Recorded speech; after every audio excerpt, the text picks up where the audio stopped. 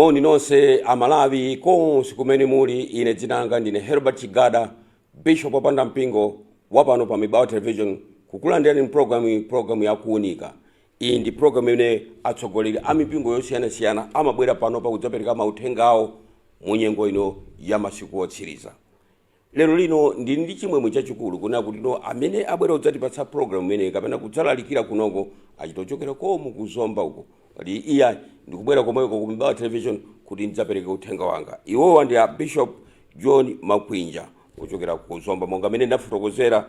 Iwowa alalika mabuku a Masalimo 102 verse 13 ndiponso Habakkuk chapter 2 verse 3. Mutu wawo kuti nthawi yakwana.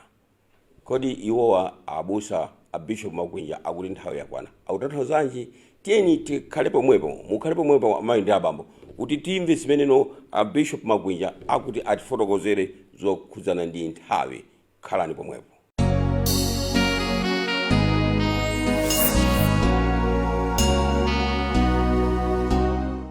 Ndikulandireni okondedwa kulikonse kumene mukundionera, kaya muli ku Malawi kaya kunja kwa Malawi. Ine mbusa John Makwinja kuchokera ku Miracles of Jesus Outreach International Ministries. Ndabwera ndi uthenga wabwino kuti tigawane maka mnyengo ya masiku otsiriza imene tili. Choyamba tatiye tipemphere. Atate, mu dzina la Yesu muchite chokoma pamene akumva uthenga wa nthawi yawo yakwana. Muzionesere ife ndinu Mulungu wabwino kuti ubwino wanu uonekere. Ndikuthokozani chifukwa cha kudzoza kwa mphamvu ya mawu ionekera pa moyo wina. Yamba nafe ndikusiza nafe mu dzina la Yesu. Amen. Lero ndakutengerani pamutu wa Masalimo 102 verse yake ya 13.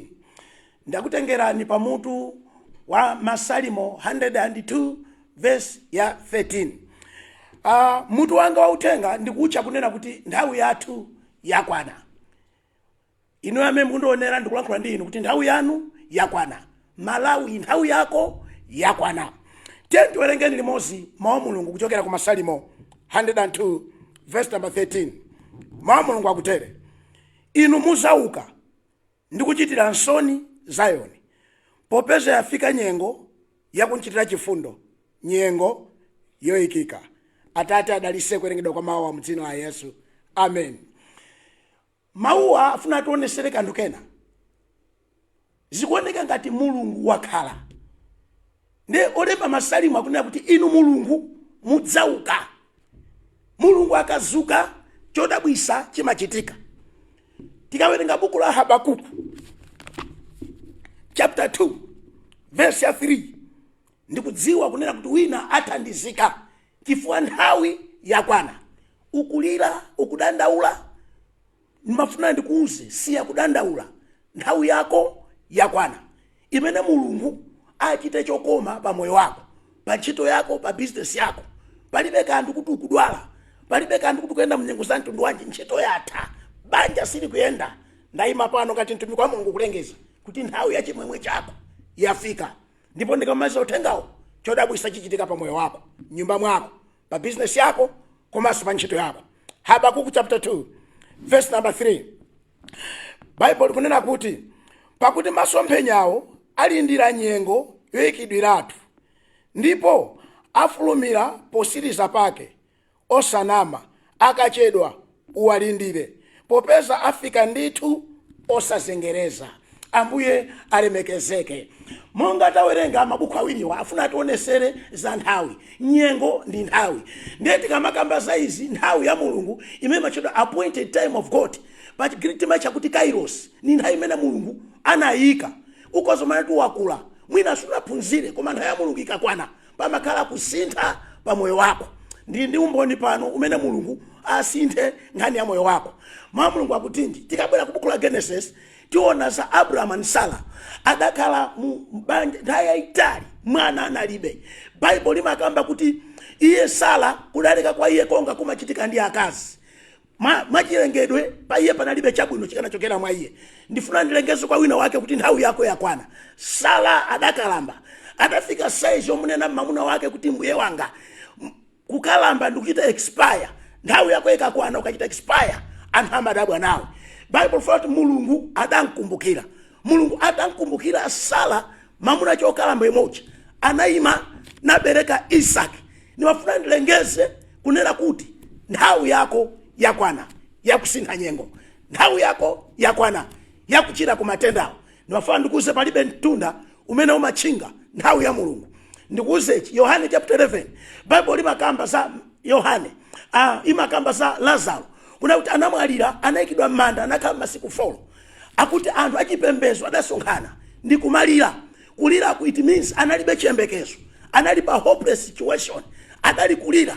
Yesu adafika nayima kunjira, Maria anaza kwa iye nati, munali kuti labi mukanakhala kuno mulungu wanga asakadafa. Yesu anati kwa iwo, ine ndine kuuka ndi moyo, aliyense okhulupirira ine angakhale amwalira azakhala ndi moyo. Maria anati, ine ndikudziwa azauka nkuuka komalisa, koma wagona masiku 4 ali m'manda. Kuti mbala kwali kuti anakamwitana Marita, anakwera ndi Ayuda omwe.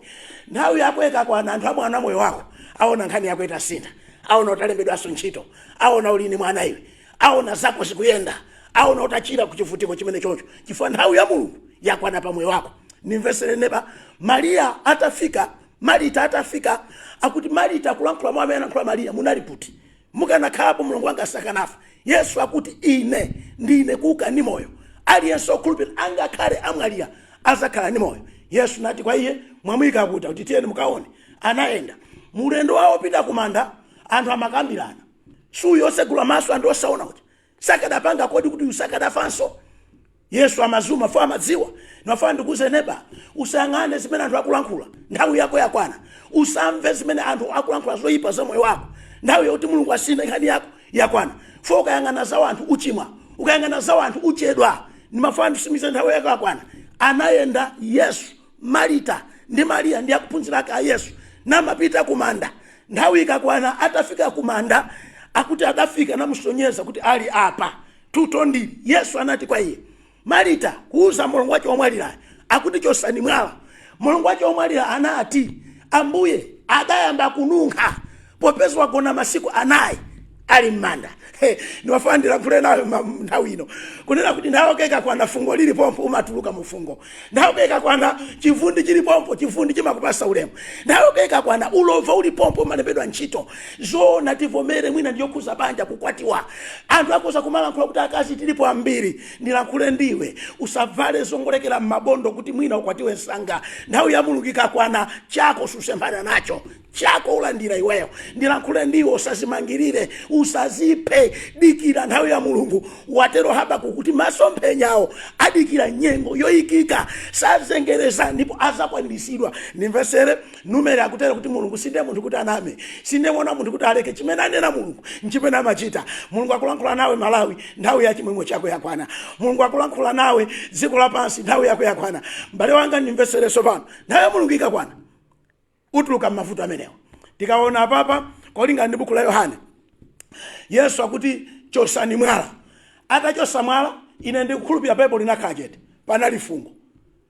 Ine ndikukhulupirira Ayuda amene anapita nawo kumanda anagwira mphuno zawo fo amamva kununkha. Anthu akoza kukuona kusakuona bwino, anthu akoza kusakondwa nawe, koma nthawi ya Mulungu ikakwana pa moyo wako anthu omwe achazamba kukufunafuna. Iweyo khala thandizo, iweyo khala yankho. Ndikukamba kuti nthawi ya Mulungu, I say time of God, the appointed time of God, called it Kairos, nthawi yoyikika ya Mulungu imene Mulungu ayisindika pa moyo wako, imene ifika ndipo nthawi yake ndinoyo. Tanimvesera Yesu atachosa mwala. Yesu akupenya kumwamba akuti mmandimva ine ndikuyamikani ifa cha anthu awa. Zinazi Mulungu achita ifa cha anthu amene akuzungulira. Tikawerenga Holy Bible limanena kuti Masalimo 102 verse yake ya 13 akuti, you will arise and have pity on Zion. You will arise and have pity on Zion. Pity ndi chisoni. Zina zizichitika fo Mulungu akuchitira chisoni, zina zichitika fo Mulungu akuchitira chisoni. Ukawerenga KJV imanena kuti you will arise and have mercy on Zion. Kunena kuti zina zichitika fo Mulungu akuchitira chifundo, akukomera mtima. Iwe ndi wokomeredwa mtima iwe. Tamusa neba amene akuonera amene mpundoni pakali pano kuti nthawi yanga yakwana, chifukwa Ambuye wandikondera ineyo. Ukakondererwa iwe umatuluka m'mavuto, umatuluka m'manyazi, umatuluka m'madwale, umatuluka m'masoka, umatuluka m'matemberero. Zilibe ntchito kuti anakunenerera, zilibe ntchito kuti anthu amati chanisa iweyo. Chinthu chimodzi chimene ndikuziwa, nthawi yakwana yakusintha nyengo, ndipo nthawi yako isintha. nimvesere sopano. Bible lifotokoza kuti Yesu akulankhula ndi maakulu, Lazaro tuluka. Anthu achamati akununkha alipompo, achipembezo alipompo, achipongwe alipompo. Nimvesere, anthu amati waola, amati wavunda. Lazaro kungomva mawu amene Mulungu adalankhula Khristu Yesu pa chivundi chake, pa imfa yake. Nthawi yomweyo Lazaro adatuka m'manda, adatuluka. Ndifuna ndilengeze iwe ukutuluka m'mavuto amenewo, ukutuluka m'manyazi amenewo, ukutuluka m'mashoka amenewo, ukutuluka mulovo amenewo, ukutuluka nkusakwati wako, ukutuluka kusabereka. Mwina wagwirisa ntchito nthawi yayitali without promotion. I stand as a man of God this time. Ndayima ngati munthu wa Mulungu nthawi inoyo, nthawi yako yakwana, ukwezedwa iweyo, zako ziyenda, ndalama zako zinagwidwa kale. Ndayima ngati munthu wa Mulungu ndikudzoza mphamvu imene Mulungu anayikiza paine. Ifa nthawi yakwana, ngati Yesu anayitana chivundi kumanda, ndikutuluka. Iweyo kutuluka munyengo zimenezo mudzina la Yesu. Ndikuti ukutuluka munyengo zimenezo mudzina la Yesu Kristu. Tanimvesera Yohane chapter 5. Mkulu wina wake anadwala, Bible linabisa zina lake. Amangoti munthu wina anadwala, anagonekedwa pa thamanda la Bethsaida. Pa thamanda panali makumbi 5 porches, makumbi asanu. Ndakuti mmenemo munagona anthu opuwala, munagona anthu opunduka, anthu osaona, anthu osiyana-siyana, anagona pa thamanda. Ndikulankhula ndiwe nthawi yako yakwana. Abale yake anatopa naye, anamusiya yekha pa thamanda. Bible for Yesu anaziwa kuti mkulu adatero kwa nthawi yochuluka, akuti anadwala for 38 years. Iwe vuto lako sinafike pa 38 years. Ndikulengeza pano kuti nthawi yako yakwana. Tanimvesera, Yesu atalunjika pa thamanda, anampeza munthuyo, akuti anaziwa kuti adatero kwa nthawi yayikulu. Ndakufunsa udwala, ukufuna kuchiritsidwa kodi? Iye anati, ndilibe munthu paliponse pamene madzi avundulidwa, pamene ndili nkuza kuti ndilowe thamanda. Wina ali ndi abale yake amalowa nsanga thamanda, ine ndili ndekha matenda akula, nimalowa mochedwa, sindikuchira. Yesu akuti nkhani si abale yako, nkhani si anthu okunyamula, ndabwera ndikuzalengeza kuti nthawi yako yakwana. Ukufuna utachira kodi?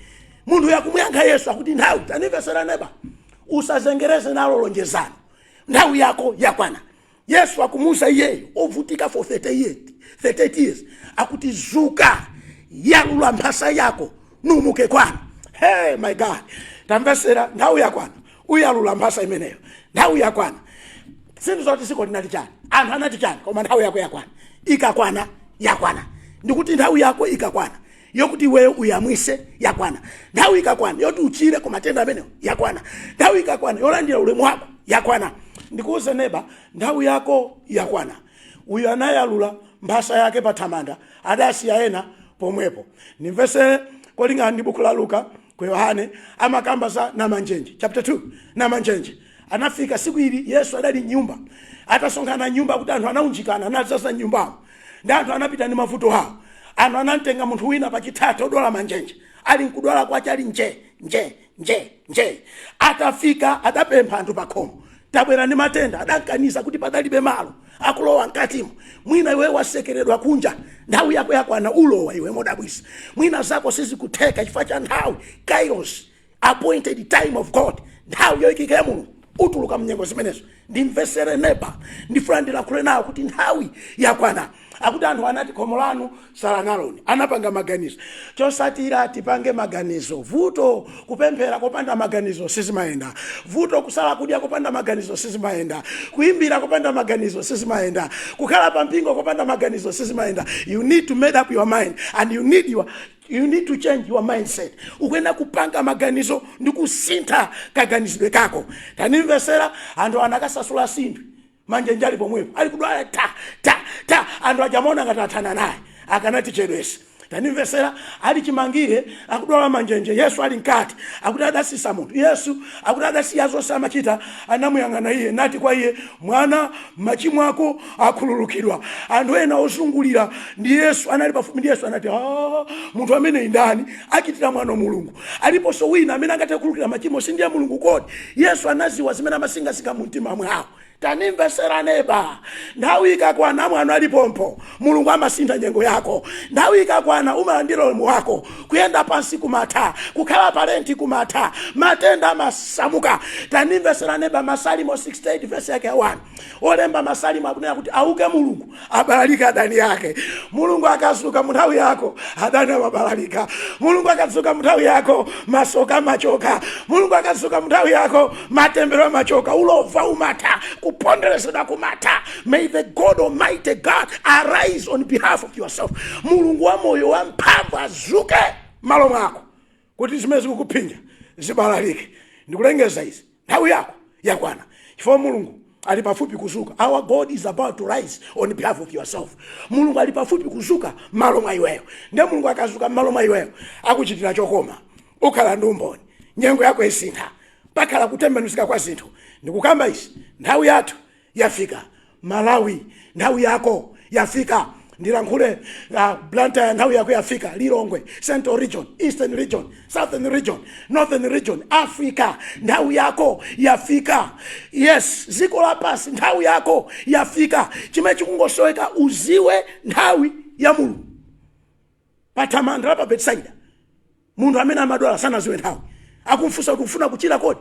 Iye amati ine ndilibe ondivika m'mazimu. Amayang'ana anthu, chosa maso ako pa anthu, chosa maso ako pa wina aliyense, lunjika maso ako pa Ambuye Yesu. For iye ndi amene apangise nthawi ya mulungu pa moyo wako kuti ikwane. Nthawi itakwana, kudabwisa kwa mulungu kudaonekera. Adayalula mphasa, adayenda. Tanimvesera neba. Yohane chapter 9. Amakamba za munthu wina wosona chibadwire. Yesu ndakuphunzirache akudusa. The moment he was passing by, anamuona munthu wina amene anabadwa osaona. Tanimvesera vuto la chibadwire losaona. Akuti anthu opemphera, mwina yokupinjika fa cha anthu opemphera. Ndikulengeza kwa iwe, nthawi yako yakwana. Nthawi ya mulungu yoyikika kuti ukhale ndi umboni, kuti mulungu asinthe nyengo yako. Bible likutinji, Bible likunena kuti ophunzira Yesu alayamba kumfunsa mphunzisi, tamoneni nsaonani anachimwa ndani? Ndi ameneyo kapena tateche ndi amachi kuti anapanga kuti abado khala osaona? Yesu adayang'ana nati kwa iwo, sanachimwa ameneyo kapena tateche ndi amachi. Zachitika izi kuti ulemu wa mulungu, ntchito za mulungu zionesedwe pa iye. Akuti pakuti ulusana tikuyenefe kugwira ntchito za iwo nditumaini. Ukuza usiku imene munthu sangathe kugwira ntchito. Koma tsopano mvesera, Yesu atankhulachi akuti adalavulira pansi nakanda atopero ndi malovu napaka m'maso mwake, namuza pita kuthamanda la Usilomu ukasambe. Iye anamvera napita nasamba. Verse 6-7, akubwerera kuchokera kuthamanda. Anthu ena amamona ngati saona. Kusaona kwake amamona ngati atate yake ndi amake amene anabereka iye ndi ochimwa. Kusaona kwake amamona ngati iye ndi ochimwa. Ulovawo suna chimwe wewe, kusakwatiwa suna chimwe wewe, kusabereka suna chimwe wewe, umphawiwo suna chimwe wewe. Tanimvesera, ukudikira set time of God, appointed time of God.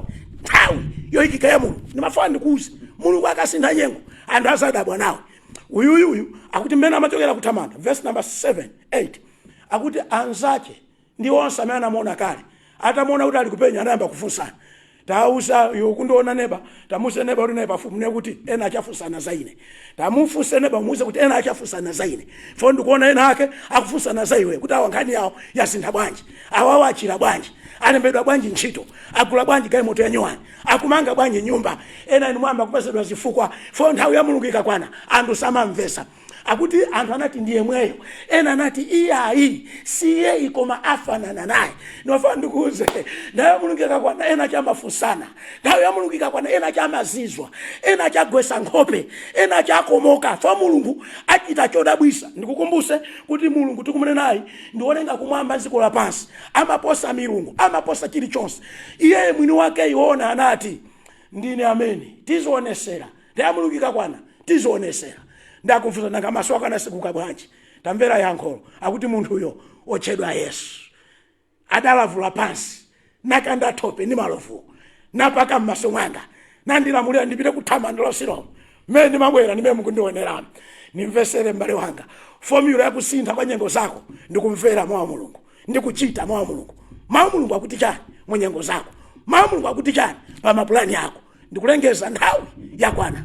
Mukuvutika mwina ni mpingo simunamange chechi, nthawi ya mulungu ikakwana mmanga chechi modabwisa. Mukuvutika mwina ndino abusa musauthawe utumiki. Nthawi ya mulungu ikakwana mulungu asintha nkhani yako. Anasintha yanga akoza kusinthaso yakoyo. Tanimvesera neba sindikuzoti ni nyengo yanji imene mukudusamo, koma nthawi ya mulungu ikakwana ndikuti nthawi ya mulungu, appointed time of God, kairos, nthawiyo ikakwana palibe amene angayirese. Sara anabereka atakalamba, Sara anakhala ni mwana atakalamba. Ambuye akudalitse mbale wanga, fo nthawi ya mulungu yakwana. Malawi nthawi yako yakwana, kulira kutha fo mulungu achita chokoma. Salimo akuti kulira kumachezera mama wako uli kufula kokondwera. Ambuye akudalitse, chisomo chochuluka chikhale pa iwe. Ndithu ineyo mnali ndine Mbusa John Diverson Makwinja kuchokera mu mzinda wa Zomba ku Miracles of Jesus Outreach International Ministries.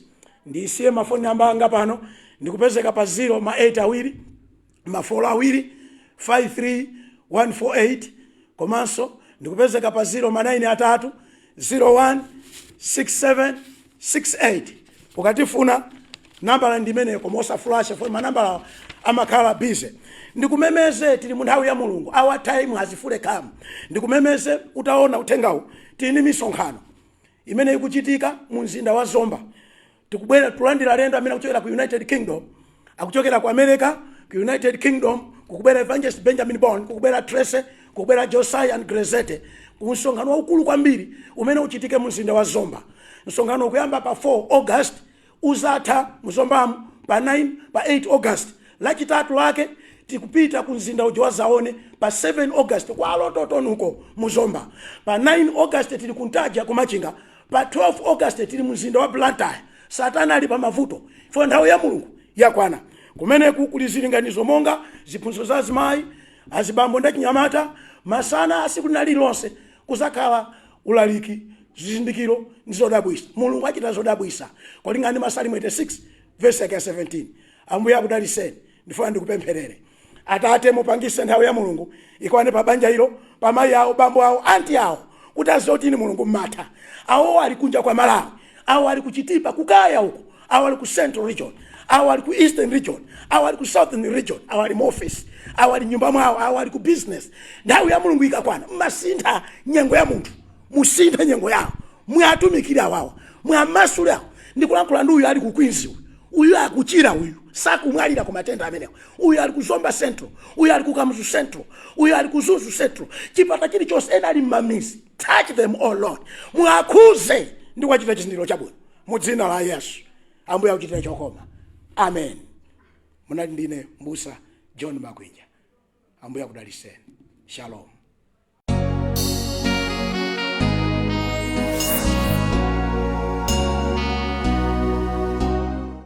Amene amalalika tsiku la lero lino ndi a Bishop John Makwinja ochokera komwe ku Zomba, utumiki otchedwa kuti Miracle of Jesus Outreach International Ministries.